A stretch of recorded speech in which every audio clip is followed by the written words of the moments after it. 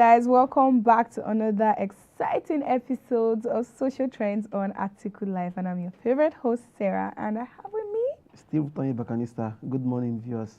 You need to pick one or two names. This is getting to me. I'll say Sarah. I not call on my ancestors. You'll be calling all the generations of names that we don't understand. They're already used to it. No problem. We'll manage you like that. Right. Guys, we have a lot lined up for today, and as usual, we bring the most interesting and hottest topics on the internet. And for now, let's brief you a little bit. We have that of the PDP crisis with Wike being over.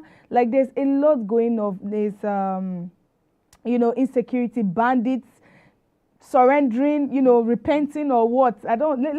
In fact, the topics are both funny. There's a lot of entertainment. Let's dive right in. Let's start with that of the PDP. Guys, good news.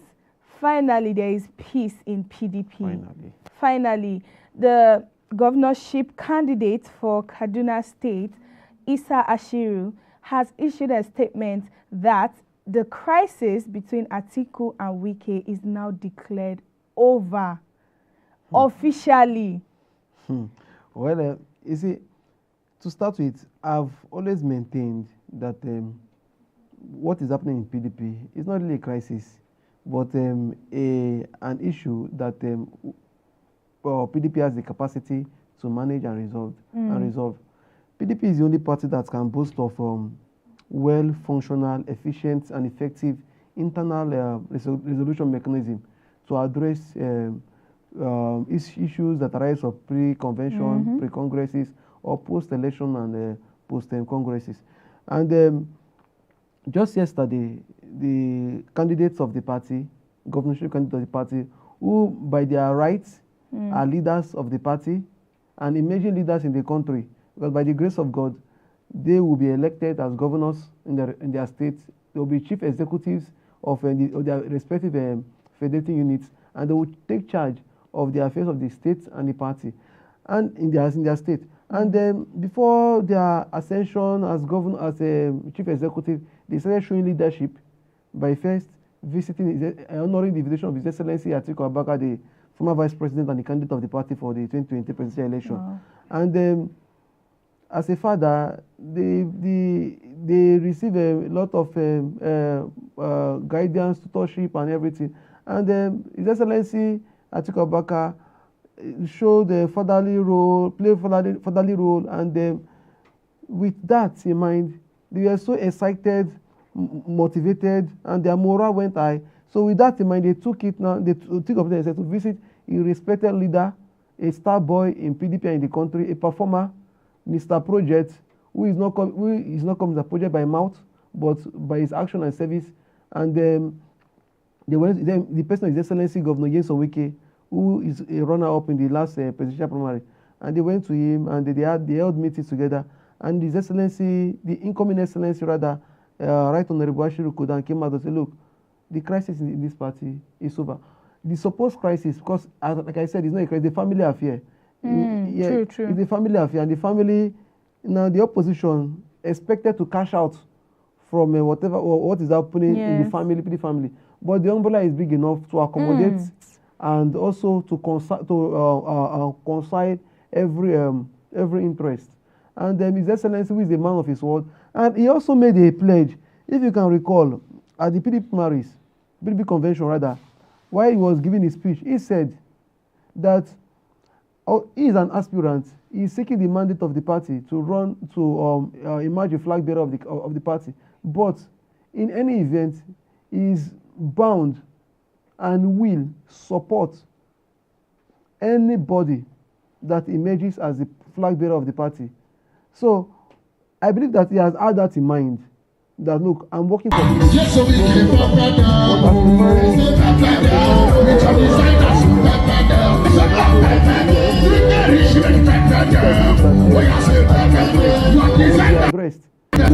perspective, PDP is one. We will win Nigeria, we will win River State, and then we also win the country for the good of all. So congratulations to Atiku-Wike, congratulations to PDP family, congratulations to Wike. I appreciate all of them. I also congratulate the governorship candidates, they've shown maturity, they display leadership, they display commitment, and it shows that when elected, they will do excellently well in their respective states. So I congratulate all of them, and most especially I congratulate all party members that have kept faith with the party, that have been focused, that have been preaching peace and reconciliation. I also congratulate all those who were expecting for PDP to disintegrate. I congratulate them for being disappointed by the show of maturity. Most especially, I also sympathize with the ruling of Progressive Congress because I was about to say PDP that unity, I'm sure it shocked. It was PDP a shock. Unity is their pain. PDP's unity will lead to the progress of Nigeria because the progress of Nigeria hinge on the electoral triumph of PDP. So a united PDP will be a progressive Nigeria, and it will also be what a pain to the ruling party because the ruling party has inflicted a lot of pain and hardship on Nigerians. And right now, the party has shown Nigeria that look, we are prepared to get this right. And to conclude this story, it also showed the character of His Excellency Atiku-Wike. They call him Mr. Unifier. It's not for Mr. Unifier is not a title. He earned it because he has shown himself as one that unifies everybody, irrespective of their interests, ethnic or religious affiliation. And right now, he has not displayed that look, the unification of PDP is a reflection of his character. Because as the candidate of the party, he's not the national leader of the party. He has the majority. The last time he went to London to meet Governor Atiku-Wike, and that meeting also had their excellencies, OKC of Abia State, and the working governor of your state, and also Samuel Otom, who is doing very fine in Benue State. You see, he meet them, they all smile, they had everything. It shows the kind of person Atiku-Wike is, and it has now reflected on the internal affairs of the party. So again, I am happy, I'm celebrating, I'm sure beyond PDP, many Nigerians are happy because without a united PDP, Nigeria cannot move forward. Well, time and again, His Excellency Atiku-Abubakar has always come out to show us why he is called the unifier. And this news really, it gladdens my heart. Yeah. I'm so happy to hear this kind of news. Moving on to the more, like, this aspect of the story is both sad, funny, and confusing. Let's just dive right in. We're talking about insecurity, the case of insecurity in this Nigeria. Let's start with that of the CSP. CSP Mohammed Gyari in Kaduna State since June 27th had been abducted by some bandits or kidnappers, as the case may be. And, his brother came out, he had an interview, and he went on to say that the government have not intervened in this matter. This has been since June. And the last time he spoke with his brother through one of the kidnappers, his brother was crying and telling him how rain was beating him, and he's sick, he's having blood clots and all of that. I don't know how to feel about this. It's something that will naturally sadden a loved one. I mean, hearing your own brother tell you what is going on with him and you can't do anything about it. And apparently the CSP was also chained and left under the rain. Well, you see, again, it reflects to the leadership of the country, because the CSP, who is a DPO, divisional police officer in one of the police divisions, is a public servant by virtue of his profession and his office, and is the responsibility of the government. Is an officer of the public service, and that makes him a responsibility of the federal government. Now, this is a man who is in a line of duty to protect the lives and properties of citizens, and unfortunately is in the other side, in the hands of the bandit and kidnapper. Now, a government that cares will do whatever it takes to ensure its release, and also the arrest and prosecution of those behind the evil acts. But the government don't care. And this is a man that has served. We have a police management team led by the IGP. We have the Police Service Commission. They don't care. They are fighting about who will recruit constables, who will not recruit constables. So you see again, it's unfortunate. And also it's unfortunate that the police officer is being left at the mercies of the bandits. So whatever happens to him, nobody cares. His position will be replaced by someone else. That's what it seems like. As a country, we can't continue like this.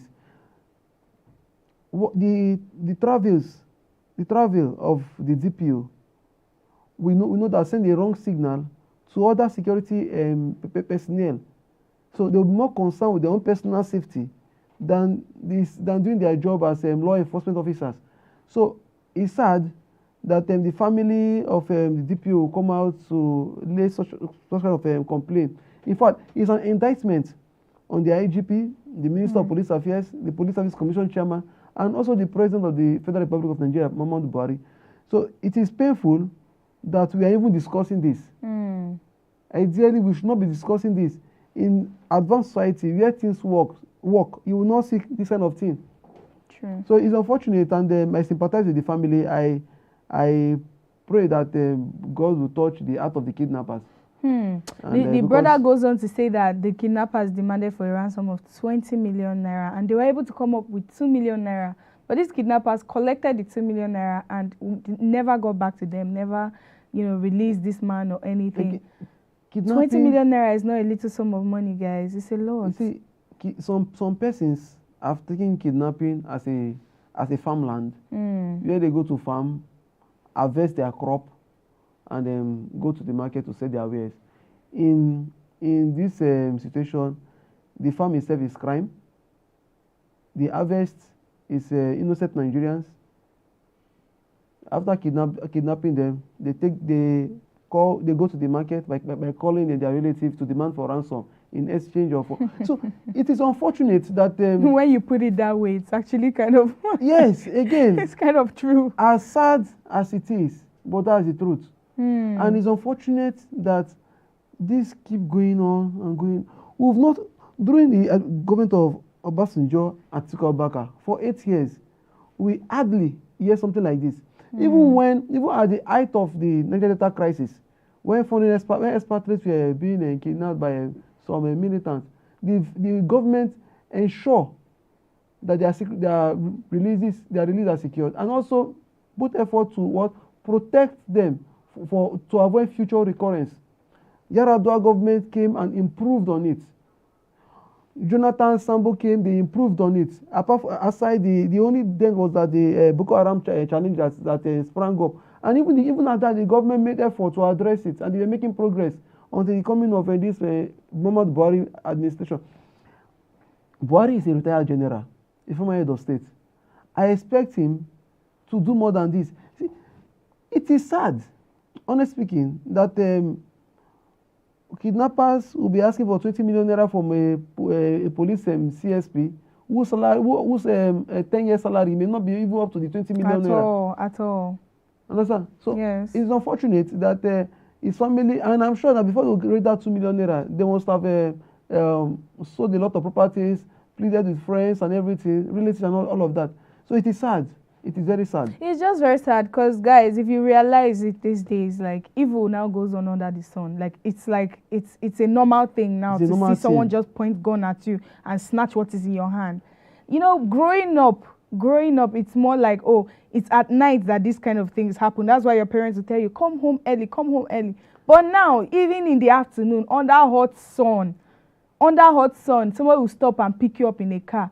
Not pick you, but they would, you know what I mean? They'll bundle you up and that's it, you are gone. Sarah, do you know that? After how many years? Why growing up, during holidays, we are always in a hurry to go to the village, go to another state to visit a relative or friend. We are always in a hurry. We enjoy the road trips and everything. But now, if you say you want to move from a point to the other, your family will start doing night vigil, casting and binding. You understand? Yes. Because, see, these things, they are not spiritual problems. They are man-made problems and require man-made solution. The man-made problem is because of the negligence of the government.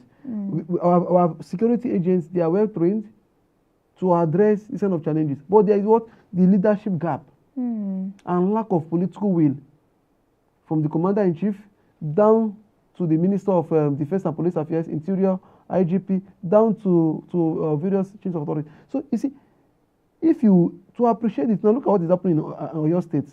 in Ondo State, for instance. A year before, by around 2019, there were a lot of rising security and everything. And the government of Southwest came up with a Amotekun arrangement security network. And that has, to a great extent, improved the security situation in these states. Even in some states, when they see that, look, we cannot continue like this, they formed a group of vigilantes. They call themselves CJTF, Civilian Joint Task Force, and they address some of these security challenges. It keeps happening in the forest. But again, government should take responsibility. Government should stop being responsible to their duties. You are the primary function of any government in the constitution is to protect the lives and property of citizens. Now, government has abdicated from that duty, and citizens now, they are the citizens are the people now taking care of what themselves, their welfare and their security. So we cannot continue like this. So it's unfortunate. I can see the sadness and disappointment in your eyes. Well, we have to be worried. We have to be worried because if a DPO can be abducted, nobody is something immune. Very alarming, guys. Like nobody is safe. If nobody a whole CSP can be abducted like this, my dear, nobody is safe in this country. Even the last time the president went to the state in Kaduna State, he was attacked by bandits. Yes, the governor of Borno State, Babangida Zulum, has severally been ambushed by bandits. So it is not a new thing. This is a recurring situation, and then that should be addressed. We can't leave. Government can't leave us to our fate, and we ourselves. So we can't just accept this to be a norm. It should not be a norm. No, we can't accept it. We can't accept it, and we should deliberately refuse to accept it. And the only way we can do that is by making the right choices at the poll, from the president down to the ward councillor. We should intentionally elect those that cares about us, about our welfare, about the unity of the country, and most especially those that have stake in the Nigerian state. If you don't have stake in Nigerian government, then look at the president, for instance. Before he came to power, he never had stake in this country. The only stake he had was that of a pensioner, drawing pension from the federal purse. No investment, no business, no academic institution, he lectures, no books he writes, not even a religious tract. But if you look at the present contestant today, Atiku-Wike, he has his businesses in Nigeria, he has a university. Of course, having a university, he will not want bandits to kidnap students. He has his factories. So he has full stake in this government. In this country. So he will want the country to work. It's only when the country works for him that he will make advancements. And he has intentionally showed that he wants Nigeria to work. And I think we should keep encouraging him, and also continue to sensitize Nigerians, especially the minority from the ruling party camp, for them to leave away sentiment and then be rational and then make informed choice at the poll. Guys, the takeaway from this is be intentional about your votes come 2023 general elections. By now, we don't need to talk too much. We already know the best candidate for this country, and that is His Excellency Atiku Abubakar. Let's go on a very short break, and when we are back, we're going to open the phone lines to hear from you. Let's hear your views. I'm sure you have something to say. We'll be right back, guys.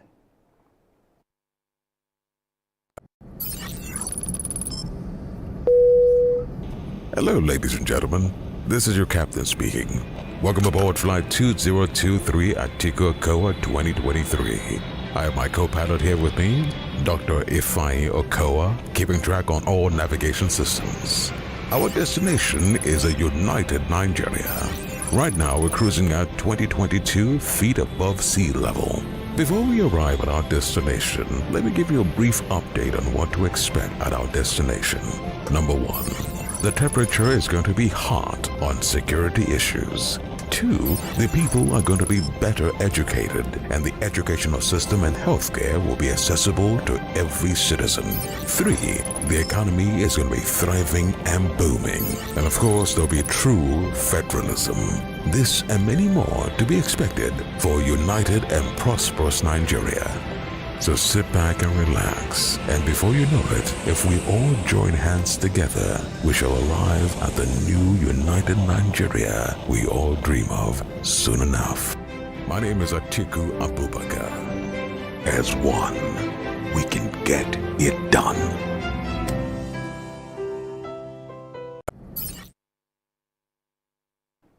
Welcome back, guys. I know that felt like forever. I'm back now.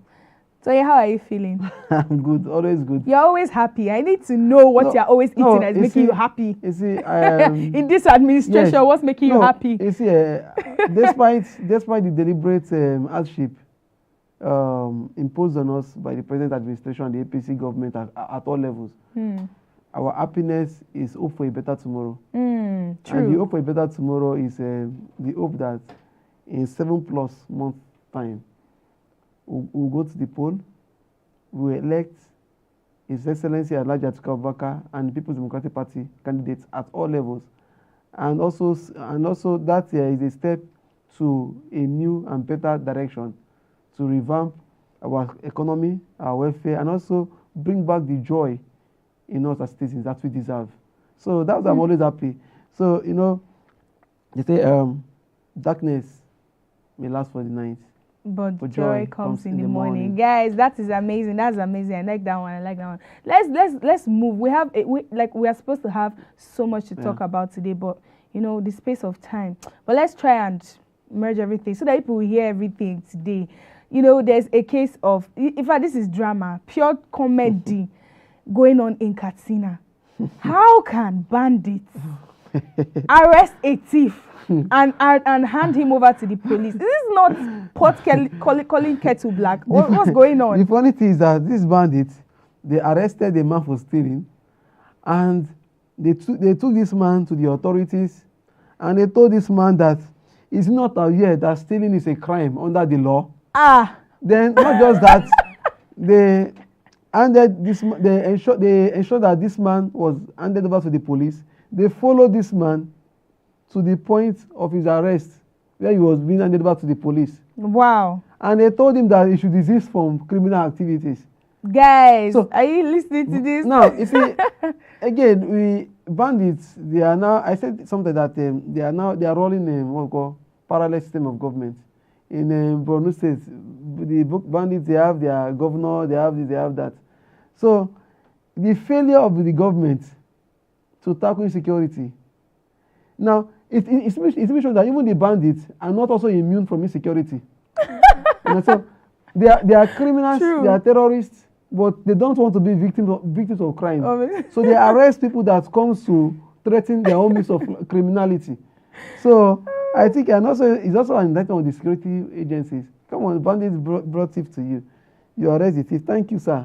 For imagine, take Caprisone. Thank you. Come and answer for your own Can you imagine? But instead, when I say this administration is a joke, listen to me, it's a joke. What is going on? How can bandits even have the mind, the effrontery to walk into the police department and tell them, we caught a thief? Imagine. You say the thief is wrong for committing crimes of, But like these were armed bandits. They were not just, regular armed bandits, fully armed. They are terrorists because the government has proscribed their banditry.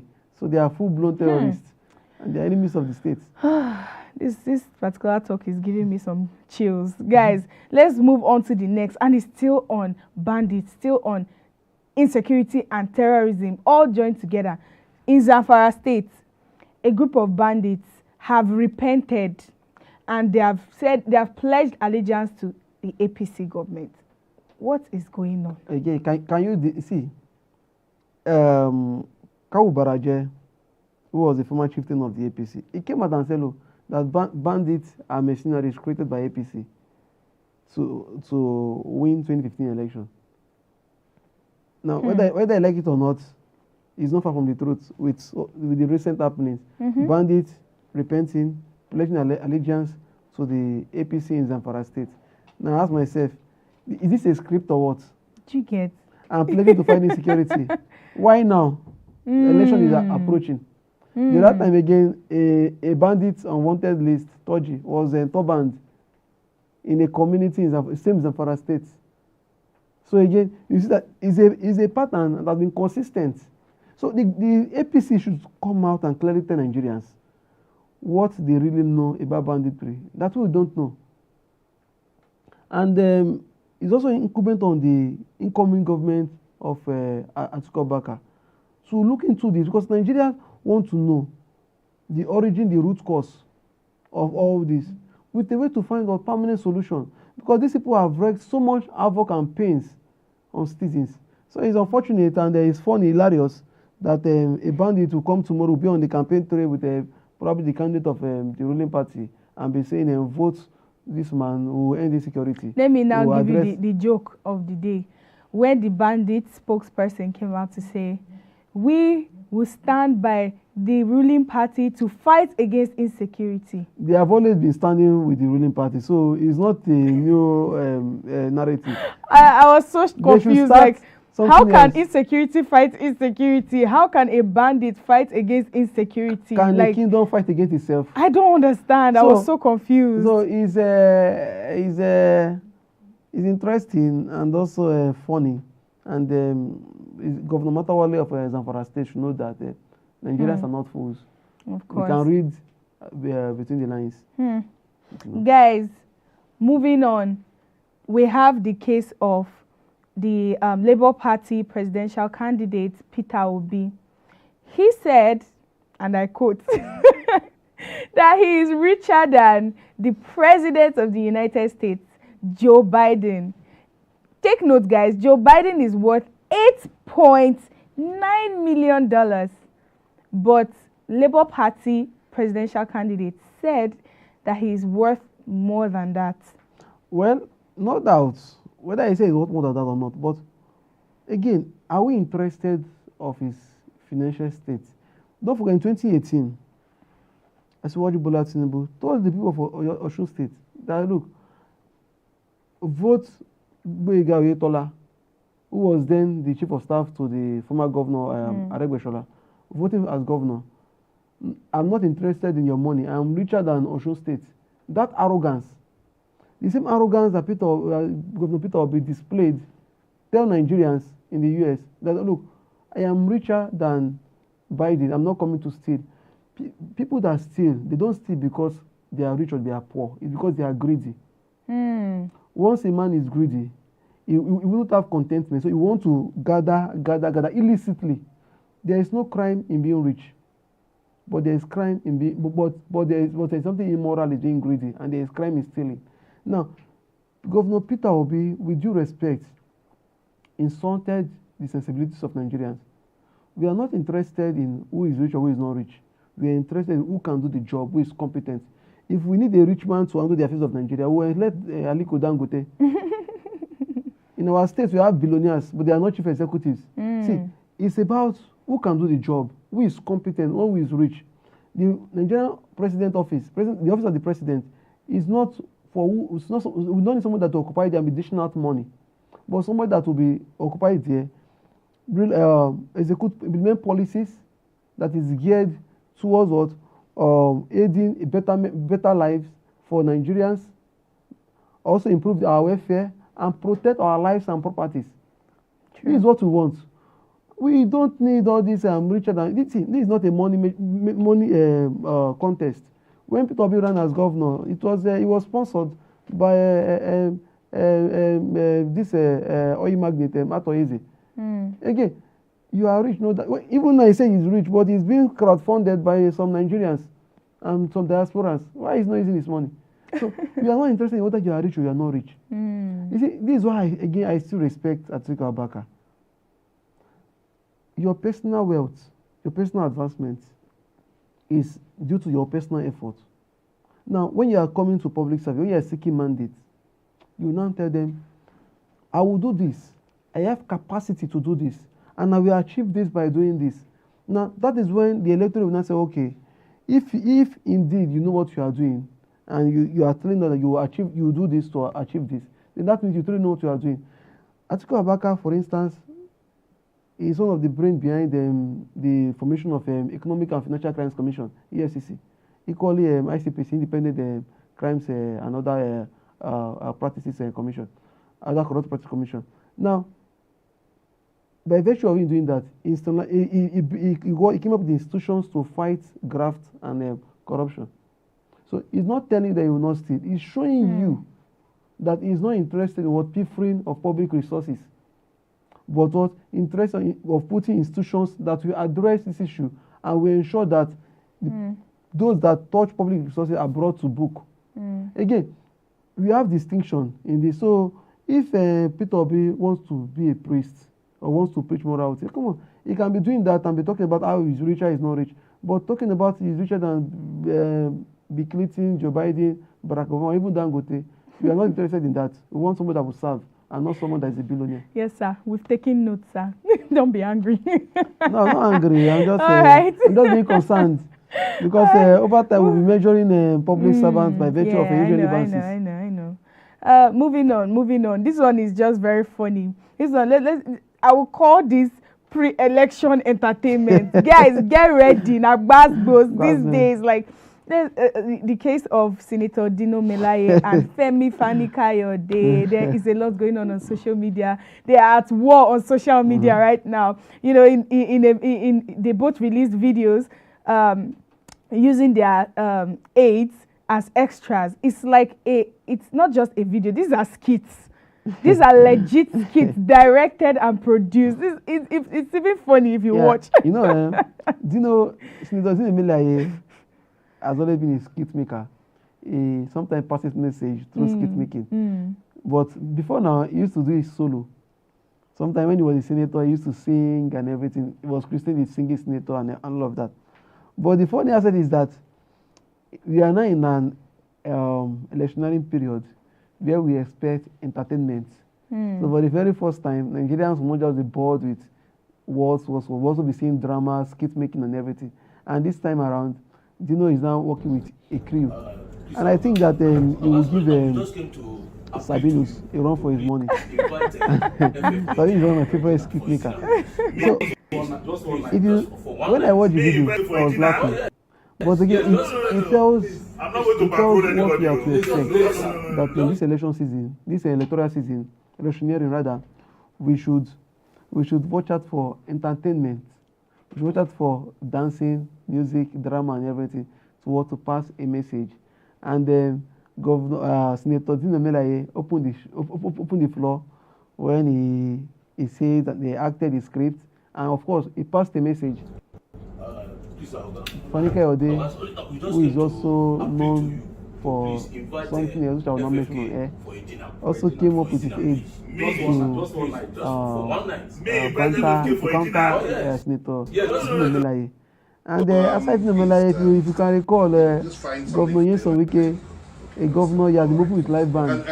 So this campaign season will be seeing drama, skit making, and live bands. As they pay them, they go defeat us. You know, other form of entertainment. At least that will put smile and happiness in the minds of Nigerians. Because seriously, Nigerians are angry, sad, frustrated, and they feel they feel used by the promises of the present administration and their narrative of 2015. So they have money that can buy little or nothing. If they go to market today to buy rice, they don't know the price of rice, because the price of rice is the price of yesterday plus X. X can be any figure. You understand? So they cannot fly, because flights, aircraft is not meant for. It's for the elites. It's for the elite.